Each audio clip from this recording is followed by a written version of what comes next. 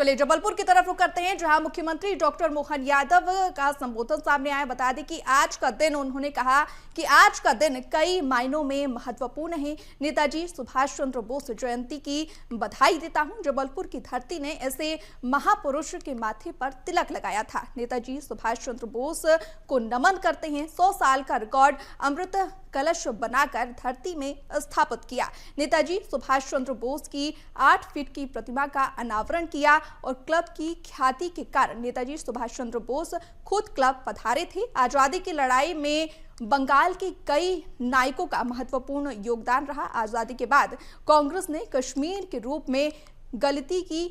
श्यामा प्रसाद मुखर्जी, उसके बाद नरेंद्र मोदी ने धारा 370 हटाकर गलती को सुधारा है। इसके साथ ही बता दें कि केंद्रीय मंत्री जेपी नड्डा का संबोधन भी सामने आया। उन्होंने कहा कि मेरा सौभाग्य है कि मुझे जबलपुर आने का मौका मिला है। आज बसंत पंचमी है और विद्या की देवी को मैं नमन करता हूं। सिटी बंगाली क्लब आने का उन्हें सौभाग्य मिला, ऐसा उन्होंने कहा है। और नेताजी सुभाष चंद्र बोस की जन्म जयंती की वे बधाई देते हुए उन्होंने संबोधन दिया। सौभाग्य है कि आज मुझे शिवपुत्री नर्मदा माता के चरणों में यहां आने का जबलपुर में सौभाग्य मिला है कि आज बसंत पंचमी भी है। विद्या की देवी सरस्वती को भी मैं नमन करता हूं और उनसे हम सब के लिए, समाज के लिए आशीर्वाद मांगता हूं कि आप हमें ज्ञान से परिपूर्ण करें। हम जानते हैं कि नेताजी नहीं सिर्फ राष्ट्रभक्त थे बल्कि त्याग की मूर्ति थे और न्याय और समानता के में उनकी अटूट प्रतिबद्धता थी। वह देश की आजादी के लिए अपना सर्वस्व उन्होंने दिया। वो एक अपना बहुत ही आरामदायक जीवन एक आईसीएस ऑफिसर के रूप में गुजार सकते थे, लेकिन उन्होंने देशभक्ति को चुना, राष्ट्रभक्ति को चुना। हमारी पार्टी का बंगाल के साथ एक बहुत गहरा नाता है। सबसे पहले तो मैं ये बता दूं कि बंगाल और बंगाली प्राइड, इसको हमको हमेशा याद रखना चाहिए, इसको हमको कभी भूलना नहीं चाहिए।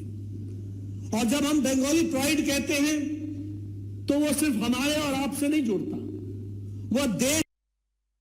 आज के इस उल्लासपूर्ण कार्यक्रम में मां सरस्वती कृपा से एक ऐसे अद्वितीय महापुरुष जिसका एक स्लोगन पूरे देश को आंदोलित करता, और तुम मुझे खून दो मैं तुम्हें आजादी दूंगा, नेताजी सुभाष चंद्र बोस की भी जयंती की मैं आप सबको बधाई देता हूं।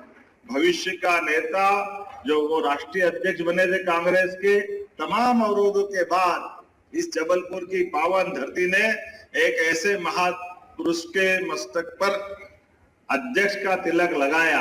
बाद के क्रम में पाकिस्तान के बाद बांग्लादेश बनने वाला भी घटनाक्रम शायद नहीं होता।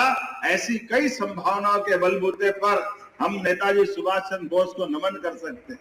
लगभग 100 साल की गौरवपूर्ण विभिन्न फोटोग्राफ्स, ऑडियो वीडियो रिकॉर्ड समिति की जानकारियां, और आपने और अच्छा सुंदर संकलन किया।